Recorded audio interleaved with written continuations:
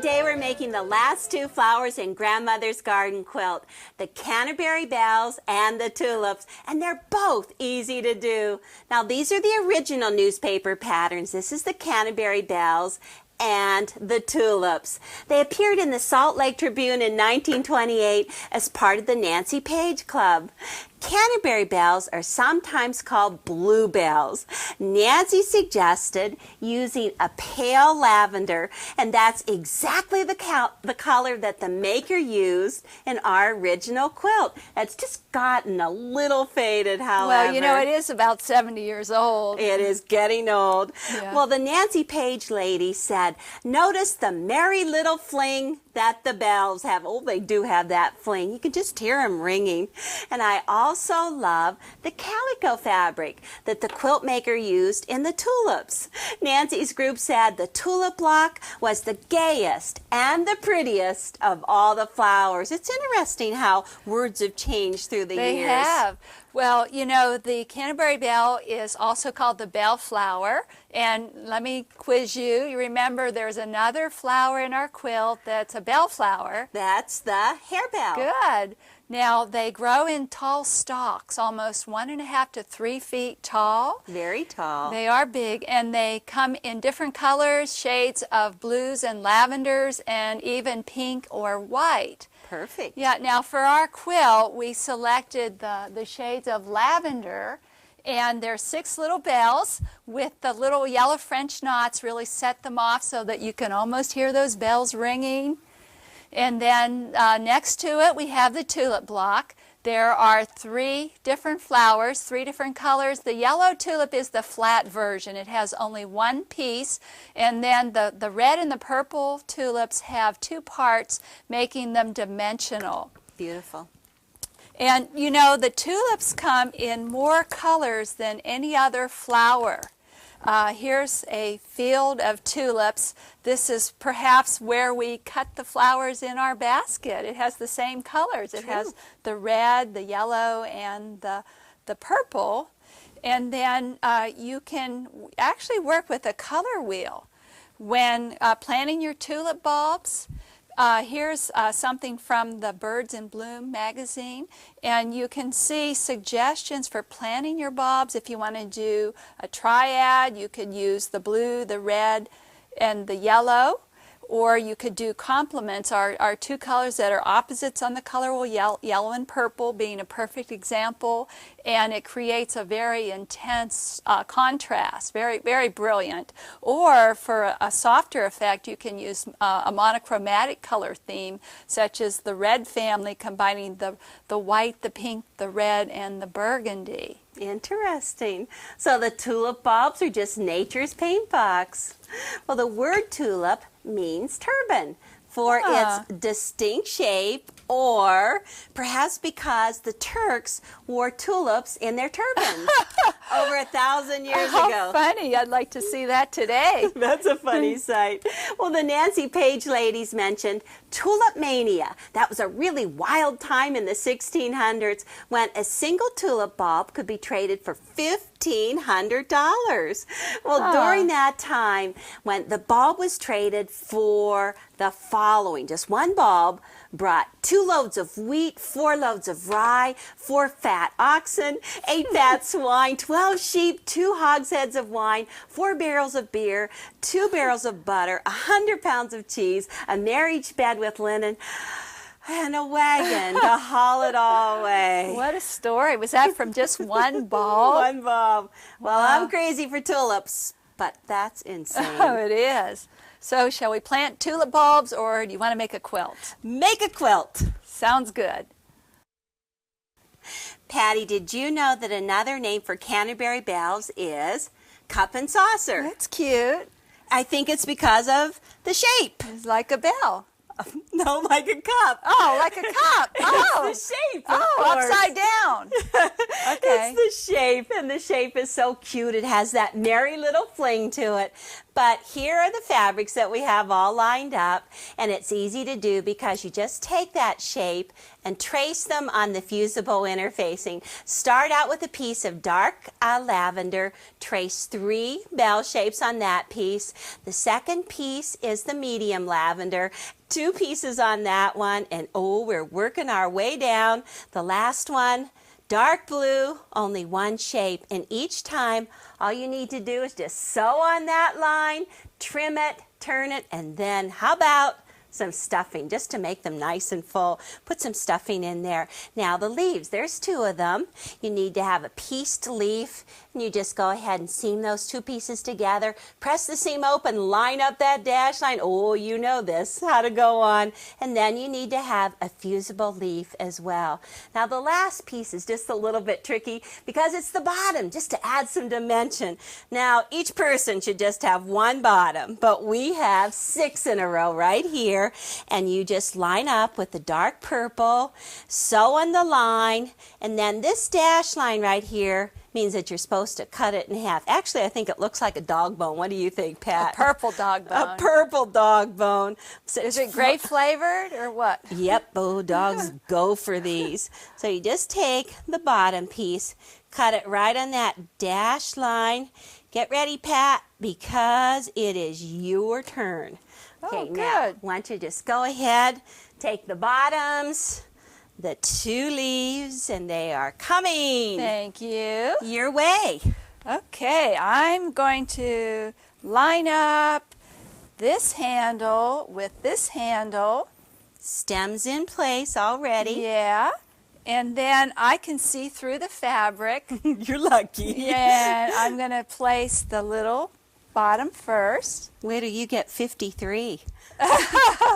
See if you can see not through too that. far off. Okay, now I can't do the last one until we sew the basket bottom on. Okay. So I've got them all laid out, and then I'll put this leaf over here. Good. And this leaf, and ready to press, almost. Okay. What do I have to do? Oh, This you is tell important. me every time. Okay. Remove the book. Remove the book. And then press. Okay, I've got a hot steam iron.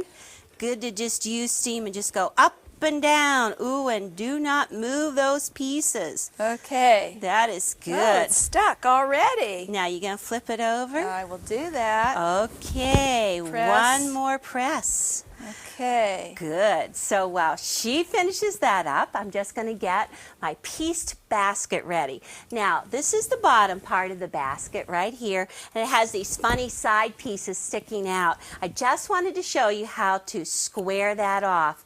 So you need to have a 6 by 24 inch ruler with a 45-degree line on it. And just line up the 45-degree line on the side like this, and then position the 1/4 inch line on the ruler right along the tip of the seam, because I don't want to trim off those tips. My gosh, want to include that seam on there. So I've got it lined up the whole way straight across. Hold your ruler, anchor finger, and just cut off that top. Take this piece, get rid of it. Now, this is the bottom half all set. And do you have my top half? I've got your top half. Okay. And I've got my block. Okay, so now let me just go ahead and trim off this part too. Line up the ruler right across the bottom. Cut these off. Now, when you put your 2 halves together, you really need to do some pinning. You want to make sure you get them on the outside edges. Now, it's most important that you at least have the handles equally spaced. And so you can just go ahead and roll them back like this, eyeball them, and I think my eyes say pull it just a little this way. But once you have those handles centered on there, be sure and take pins, because you don't want these to move on you and shift on you. And we're actually going to sew our 2 halves together before we get all of the bulk on the top part of it. So now it's just a 1/4 inch seam allowance. Have my red thread in there ready for you. So just take up, line up your 1/4 inch foot, hold on to that thread, and just sew that right across. Okay, Pat, So while I finish this, you want to go on to your dimensional? I've got my my pieces. I have the same 6 bells. Instead of sewing them to the interfacing, I've sewn them to a purple fabric, which actually the purple fabric acts as a lining. And let's just take a little peek here. You can see how it's underneath next to the bell bottom. And I'm going to actually sew a little along the pattern. You can see there is a dotted line that I've gathered lightly, and then just a little gathering, and then tie a knot, and then this you can see is going to round out. I'm just going to take a pin and place on each side of the bell just to give it a little bit of dimension. That looks good. Thank you. Now, to keep it from getting flat. Nothing worse than a flat bell. I don't want flat flowers. Absolutely No not. way. Okay, I have taken a little piece of cotton and a 2-inch circle of my dark purple, and I've sewn around the outside edge of the circle, and then just pull it tight and tie a knot, but keep the thread attached. And then I'm just going to stitch through the middle of the flower, and I'll just pull it and catch that little ball right inside. So then as you use your quilt, then it's not going to flatten. It's got a nice plump little flower It does. here. Nothing like a plump bell. Yeah. Okay, now I'd like to do a little French knot, and I like to use about 3 different shades of yellow. I have a light yellow, a gold, and a medium yellow. And what number pearl cotton This is it? pearl cotton, size 5. Okay. So I just caught the knot in back, Okay. and then I'm wrapping the thread around the needle about 5 times. I like big knots. That is for sure. Yeah, and then just reinsert right next to where I came up. But this is the tricky part.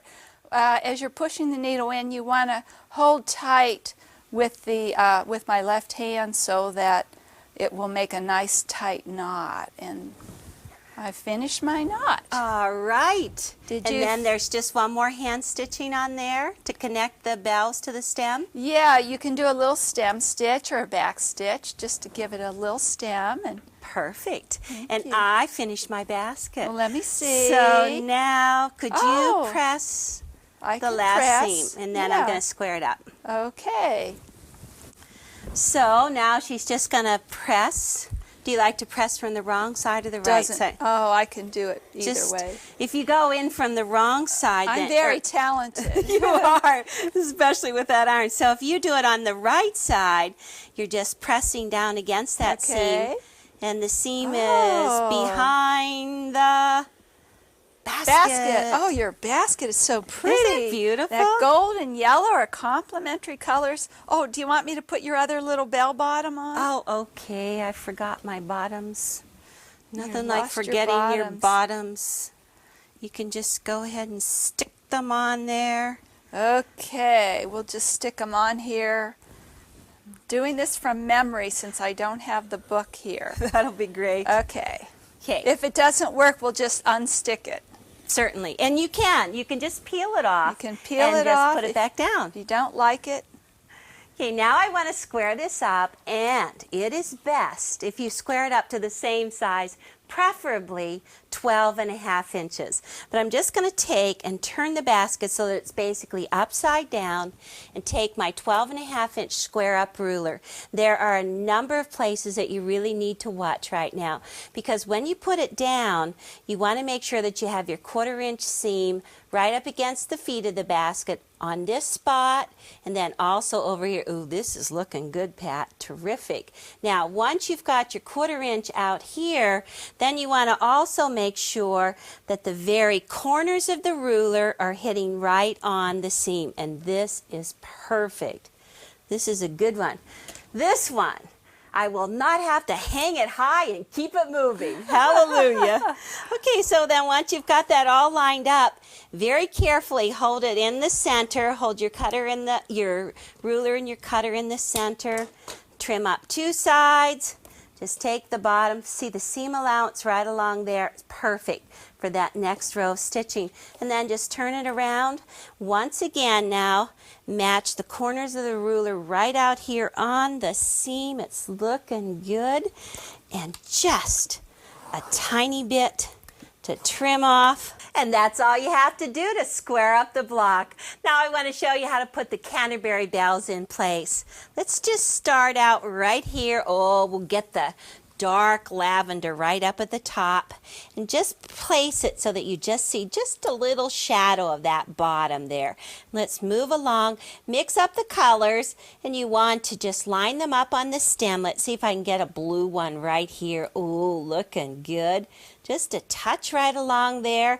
Now, once these are in place, then you're going to go ahead and fuse them down with steam, and then you can sew around the outside edge with invisible thread and a blind hem stitch, or some colored thread and a blanket stitch. We'll add your French knots. Your block will be finished and beautiful. Well, that was fun. Let's go on to the tulip block.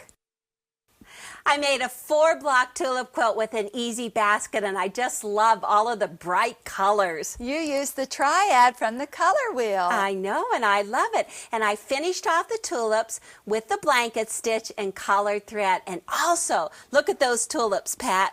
They're all dancing in the breeze. They are. They're all having a gay old time.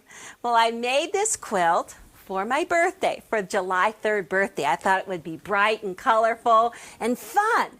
But Patty, on the other hand, maybe do this pastel one with the tulips all lined up, standing straight, just like guards. Well, I am a Libra, so I like balance. Well, anyhow, I like them dancing. These are the patterns, and they are easy to do, just like the other ones.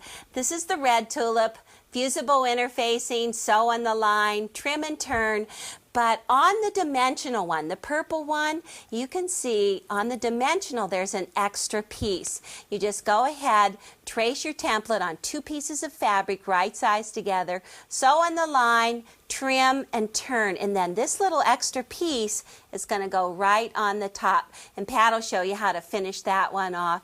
And then the yellow with that little extra piece and 2 leaves. So this is definitely the easiest block to do. I already fused mine in place and sewed the handle to the basket, and I want to show you how you can add some dimensional stitching. This is the template right here for the flat tulip, and if you just take it and you center it right on there, take a Choco marker and just with your chalk just trace around that so that you create that line, and then just stitch on the line with like a triple stitch or a stitch that's going to give you a lot of dimension. So the stitch that I want to use is going to be number 10. You can use like 10, 11, there's different numbers of stitches, but just go ahead and put in, I would use a matching thread, just a little bit darker, and then just sew back and forth on that line. And it's great whenever you have your batting underneath because it gives you a lot of depth and you can go through it. Okay, down one side, and then I'm just going to go ahead and break my stitches and then sew on the other side. Oh, look at that. That looks terrific, even in the red thread. Okay, I'm going to do the other side while you show how to do the dimensional tulip. Okay. Well, the truth is I can have my tulips dancing in the wind. Oh, I did both sure, layouts. Here's the dancing tulips, and these are the standing straight tulips. And I did have fun with my fabrics. On this one, I fussy cut using a striped fabric, and that piece on top, I used another fussy cut with light on one side, dark blue on the other. It looks like shading. And then to round it out, I'm going to just place a pin on both sides. This is just like we did on the bellflower or the Canterbury Bell. And then after you pin it in place, then you can stitch around the bottom edge. Leave it open at the top. You can stuff it with some little cotton ball or some batting. Oh, beautiful. Thank you. That was too easy. And that's it? That's it. Oh my gosh. Okay, now I want to show you how to do the blanket stitch around the outside edge. I changed my stitch, and this one I'm going to use stitch number 14. Now when you do the blanket stitch, it's really helpful if you use the needle down position on your needle.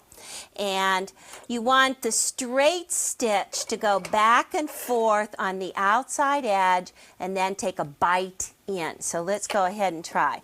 Okay, so oops, I better get it lined up.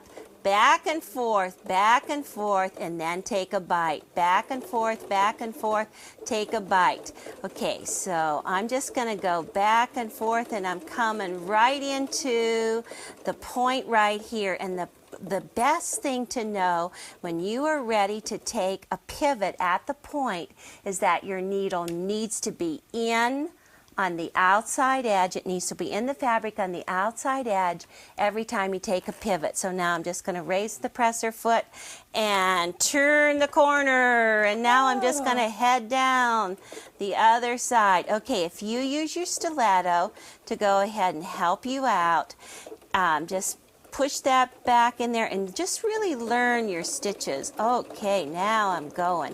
Went around that corner. This is a pretty easy one to go around, actually.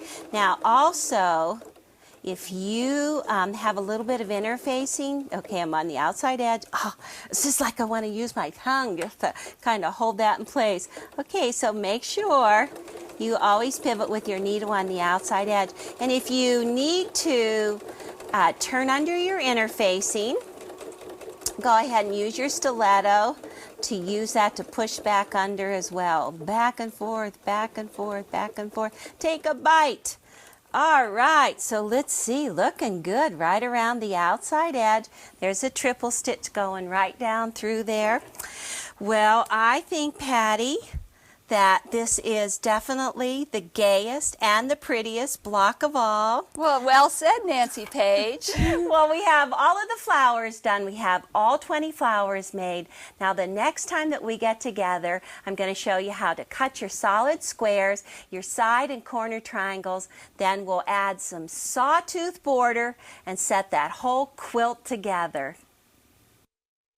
Holland has been growing and selling tulips for the last 400 years. It's now the Dutch national symbol. You know, they produce 3 billion bulbs each year. It's just amazing. Well, equally as popular as tulips in gardens are tulips on quilts. In a collection of patterns loaned by Lillian Moody, I found this tulip pattern clipped from a newspaper. Now the block has 3 tulips with a flower pot triangle, and then it's set together with solid squares. Lillian's mother sketched out a layout with 4 blocks. Look at that.